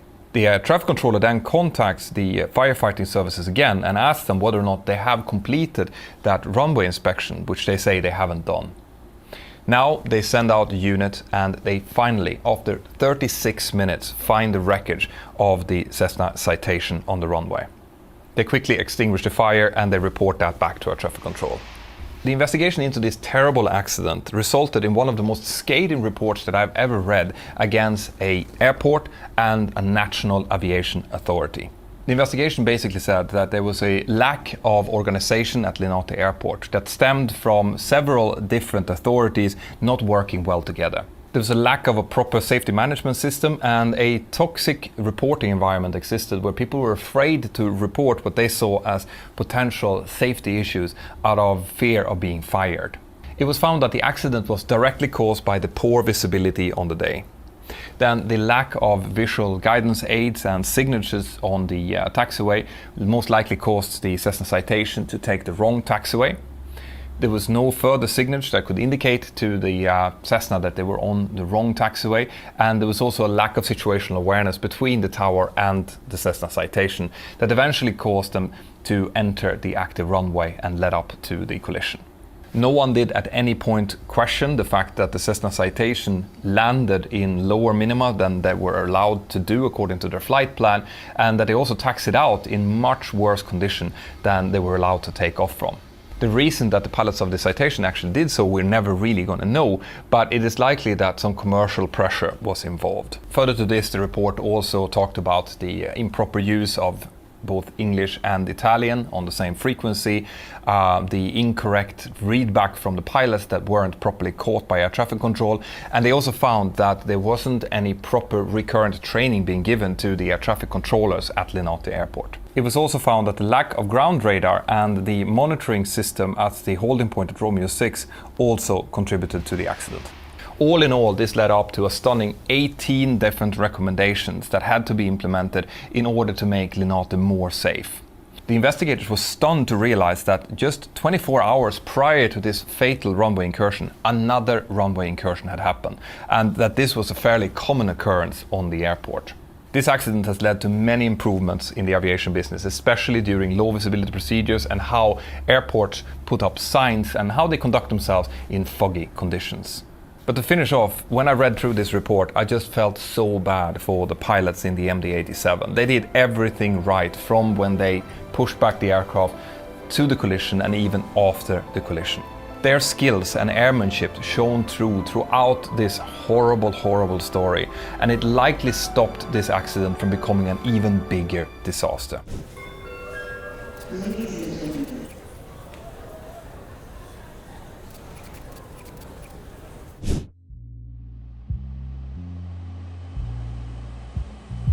Imagine that you're sitting as a passenger of a private jet, maybe holding a drink, looking out through the window down to the glistening sea below you, when suddenly from out of nowhere it feels like a giant hand grips onto your aircraft, turns it over several times and then throws it down towards the sea below you. This has actually happened, and what caused it is what we're going to talk about today. Stay tuned.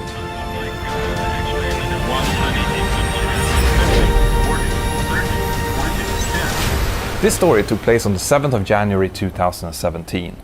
There were actually two different aircraft involved, but the aircraft that we're going to spend most of our time focusing on is a Bombardier CL-604. That's a beautiful, slick, T-tailed business jet aircraft with two rear-mounted engines. The aircraft was configured to take a maximum of 10 passengers, but on the accident day it was carrying only 6.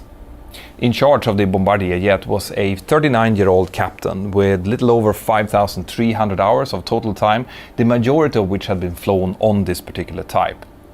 He was flying together with a 41-year-old first officer who had around 1,500 hours of total time and about 1,000 hours on this type. The other aircraft involved was a 1-year-old Airbus A380. Because of the nature of what's about to happen, we don't really know much about the crew or the passenger numbers on board this aircraft, but we do know that at the time of the accident, this aircraft weighed about 523 tons, and that's going to become an important fact in what's about to happen. The Bombardier crew started their duty at 0500 in Malé in the Maldives Islands, and they were due to fly over towards Al Bateen in the United Arab Emirates. The pilots started their pre-flight preparation by looking through the flight plans and the NOTAMs, and then they started looking into the weather. And they saw that the weather at their departure airport was absolutely beautiful, and the same went for their destination airport. Then they went in and they started looking into the significant weather chart along their route to see if there was any clear air turbulence or anything like that forecasted. This is a standard thing that we always do during our pre-flight preparation, because we need to know and prepare in case there are areas of clear air turbulence or thunderstorms or anything like that during the route, so that we can either look at potentially rerouting or changing altitude, and also so that we can brief our cabin crew so they can plan their services, because if there are areas of clear air turbulence, they don't want to be in the middle of the cabin serving coffee when that hits. Clear air turbulence, or CAT, is, like the name suggests, turbulence that occurs in clear air, so outside of clouds. And because there is no water vapor or any droplets involved in it, means that we cannot see it on our weather radars. We have to rely on forecasts in order to know when it might occur. It is normally associated with things like jet streams, that's fast moving air, and where the jet streams rub up against slower moving air, it creates these small vortices that we will feel like turbulence. It can also happen in the boundary layers between different air masses or over mountain ranges. In this case, there was no forecast of any clear air turbulence along the route, so they proceeded to brief their cabin crew member, and then they went out toward the aircraft to start greeting the passengers and make the aircraft ready for departure. As this was happening, the crew of the Airbus A380 was doing almost exactly the same job over in their crew room in Dubai. They were planning a flight between Dubai and Sydney, and it looked like it was going to be almost fully loaded, which meant that they were going to be very heavy. And because they were so heavy, they had been planned to have an intermediate cruising altitude of flight level 350, that's about 35,000 feet. They were then going to be burning off fuel as they were proceeding down towards Sydney, enabling them to climb higher. At time 0652, that's 11:52 local time, the Bombardier aircraft took off from runway 36 in Malé and started climbing towards their destination. The captain was pilot flying for the flight, and he engaged the autopilot about 1 minute into the flight, and the autopilot stayed engaged all the way up until the accident. About 28 minutes after departure, the aircraft had reached its cruising altitude of 34,000 feet, and about 9 minutes after that, they crossed into the Mumbai FIR and got into contact with Mumbai air traffic controllers. They cleared them to continue following the Lima 984 airway up to an RNAV point called Keetal, according to their flight plan. Almost at the same time, only 2 minutes apart, the Airbus A380 took off from Dubai and started climbing up to their cruising altitude of flight level 350 in the opposite direction.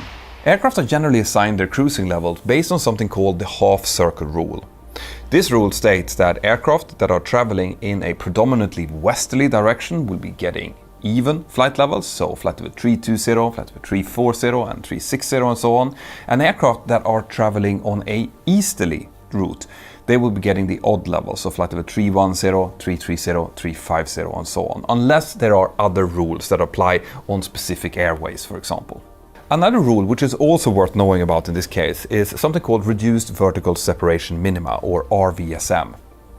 In RVSM airspace, aircraft are allowed to get as close to each other as 1,000 feet vertically when they meet each other.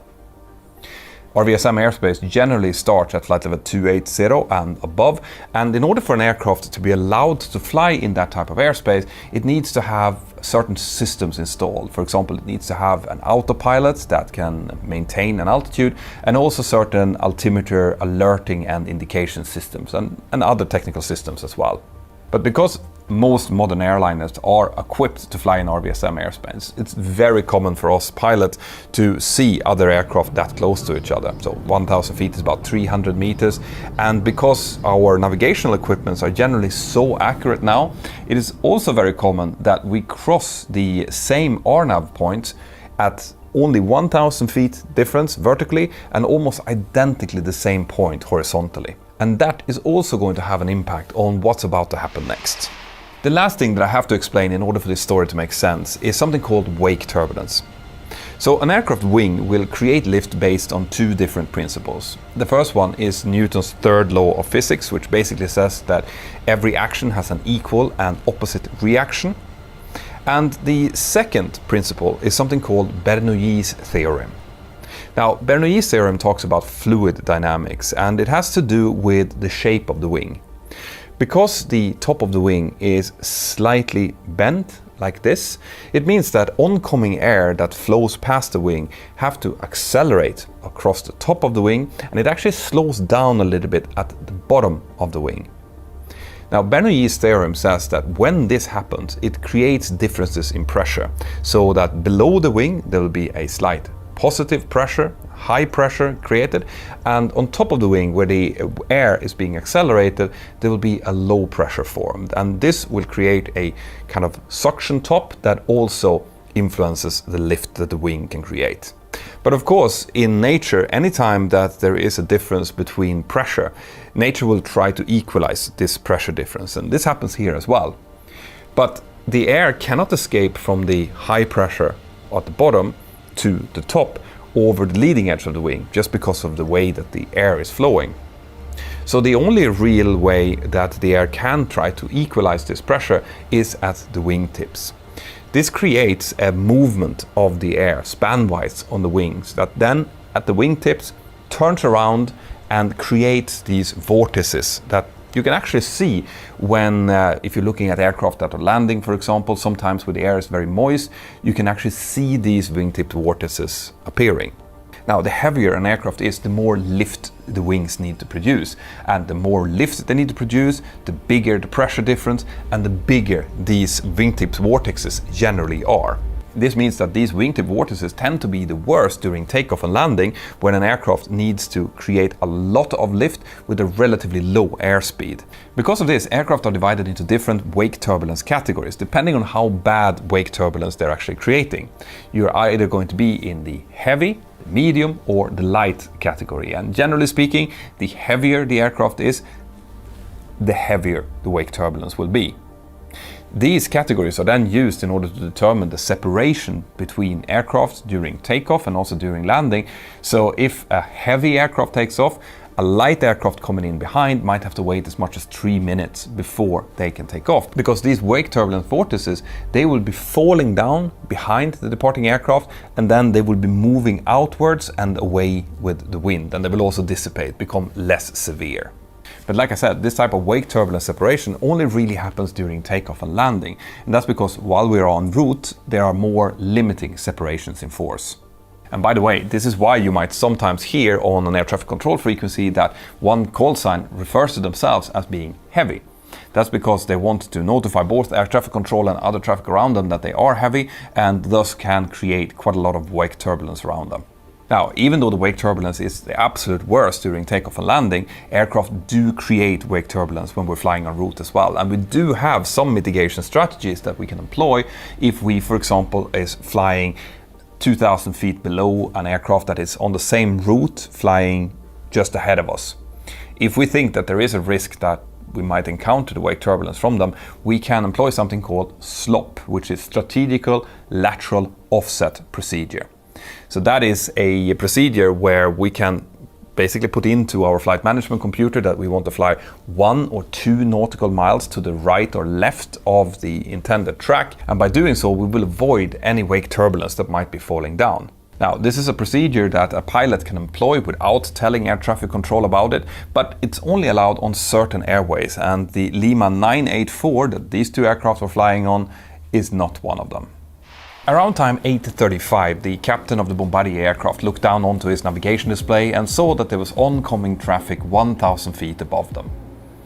Within a few minutes, both him and the first officer recognized the Airbus A380 that was coming in the opposite direction, and it's likely that they didn't think much of this. In fact, it's more than likely that they thought it was pretty cool to see this giant and majestic aircraft coming in such relative proximity. At time 8:38 and 07 seconds, the giant Airbus A380 passed almost exactly overhead the Bombardier, just slightly to the left and with a vertical separation of exactly 1,000 feet. Initially, everything looked normal, but about 1 minute after the Airbus had crossed overhead, the wake turbulence hit. This was initially felt like a light shudder in the aircraft, and then it started to roll slightly to the right before it made a snap roll towards the left. And this was associated with the attitude going from 1 degree nose up, that it was keeping to keep wings level, to 9 degrees nose up, and then immediately, as part of the roll, to minus 20 degrees. That immediately disconnected the autopilot, and the aircraft G-loading went from 1G, which is what we are all feeling right now, to 1.6G as the aircraft pitched up to 9 degrees. That would have made the crew and the passengers feel like they were pushed down slightly into their seats. And then, as the attitude changed from plus 9 to minus 20 degrees as part of the roll, it would have created a gut-wrenching minus 3.2 Gs. That would have made anything that wasn't strapped down, including crew and the passengers, being thrown into the ceiling of the aircraft. Luckily, both pilots were wearing their seatbelts, so they were strapped down. The first officer even had his shoulder harness on. But several other items in the cockpit, including the quick reference handbook, got thrown into the ceiling where it broke and strewed non-normal checklist pages all over the cockpit, as the aircraft now rolled 3 times around its longitudinal axis and hurled down towards the sea below. In the back of the cabin, there was now complete mayhem. The cabin crew was in the middle of the cabin preparing for meal service as this happened, and both her and the passengers got thrown straight up into the ceiling of the aircraft, and then as the aircraft started to roll, they were thrown into the floor and into the seats. Basically, the back of the cabin became like the inside of a giant washing machine. In the cockpit, things were now starting to get even more serious, as the quick roll had caused both inertial reference systems to malfunction. These systems provided the primary flight displays of the pilots with their attitude information, meaning that the pilots now didn't have anything to show them what was up and down except for the standby instrumentation and what they could see outside of the window. But of course, outside of the window, there was blue sky and blue sea, and knowing which was very hard in this situation. The captain tried to use the few small cumulus clouds that he could see together with the information from his standby instrumentation to try to level the aircraft out. As this was happening, the speed went up to 330 knots, which is above the maximum speed that the aircraft is certified for, which is 318 knots. The pilots were now doing everything they could to get the aircraft out of the roll and the unusual attitude and back onto the right keel again. They used quite a lot of opposite aileron, a little bit of opposite rudder, and some speed brake in order to achieve that. And eventually, they managed to level the aircraft off. But once they had done that, they had lost 8,700 feet. They were down to flight level 240, or 24,000 feet, and the speed was now finally starting to reduce back again. But this ordeal was not over yet, because this maneuver had caused a disruption of airflow into the left-hand engine, engine number 1. So when the captain now looked down onto his engine instrumentation, he saw that there was a big split with a N1 that was steadily reducing and N2 that was slightly higher, but an inter-turbine temperature, as a temperature inside of the engine, rising rapidly up to over 1,000 degrees, and it was blinking red. Because of this, the pilots decided to immediately shut down engine number 1 to try to preserve it and make sure that it didn't get damaged. They did so, and now they were flying at 24,000 feet with only one engine, but at least they had the aircraft under control. The next thing they now had to do was try to get the inertial reference systems back up and operating again so that they could navigate and get back their primary flight displays. But unfortunately, remember that the quick reference handbook containing all of the non-normal checklists had been thrown into the ceiling and basically destroyed. Yeah, that meant that the whole cockpit was now full of non-normal checklists, and to try to find that specific non-normal checklist to get the IRSs back up and running again was proving to be very difficult. So the pilots had to try to do that checklist by memory, which they succeeded with, and this is just another reason for you guys to be studying your quick reference handbook checklists if you're pilots out there, because you never know when you find yourself in a situation like this. So they managed to get first one inertial reference system back and then the second one, helping them to start navigating and to contact air traffic control to tell them where they were, what had happened to them, and declare a mayday, an emergency call. Once this was done, they managed to engage the autopilot, and the captain got into contact with the cabin crew to see what was going on in the back of the aircraft. The cabin crew informed him that things were not looking very well. There was some severe injuries to the passengers, there was a lot of bleeding going on, and they needed to land as soon as possible. The pilots now discussed that information that they received from the cabin crew and started to make a plan of what to do. The problem was that they were still out over the sea, miles away from any land, but they looked at all of the different options they had and decided that they were going to divert towards Muscat. They informed air traffic control that this is what they wanted, received a climb clearance up to 25,000 feet, flight 250, and then started heading straight towards Muscat Airport, which was about 1 hour and 25 minutes away. At time 11:05, the Bombardier aircraft landed safely in Muscat and taxied into the apron. There they were met by ambulances who took 4 out of the 6 passengers directly to hospital, where it was found that several of them had suffered things like broken ribs, they were bloody, broken noses, one had a broken vertebrae as well as other minor injuries. The 2 pilots and 2 of the passengers were unharmed, and the cabin crew had received minor injuries. The aircraft was evaluated by representatives of the aircraft manufacturer, Bombardier, and they decided that because it had been subjected to so many structural exceedances during this event, it would not be possible to restore the aircraft to a flyable standard again. So the aircraft was basically written off. The Airbus A380 and its crew was blissfully unaware of this accident happening, so they just continued their flight down towards Sydney, where they landed uneventfully at time 19:48. The investigation into this accident is, as far as I know, still ongoing, because I had to base this video on the interim report, even though this happened back in 2017. However, the report does mention that there is a so-called steering group that was established back in 2003 and that was made to look into the dangers of wake turbulence that could be created by the Airbus A380 and other aircraft of similar size. That steering group comprised of members like the FAA, the GAA, Airbus, and some other participants as well. And they came with some recommendations that came out of this accident and some other incidents as well, saying that they strongly recommended looking into the possibility of increasing separation between heavy vortex category aircraft and smaller aircraft whenever there was a risk of vortex encounter. We pilots also have the opportunity to ask air traffic control if it would be okay for us to use strategic lateral offset procedures, SLOP procedures, if we see that a situation similar to this would be developing, even if the airway that we're flying on might not be specifically approved for it. Anyway, if you found this video fascinating and you want to see more, then check out this video or this one. If you want to support the work that I do here together with my wonderful team, then consider becoming part of my wonderful Patreon family, or get yourself some merch. Have an absolutely fantastic day, and I'll see you next time. Bye-bye.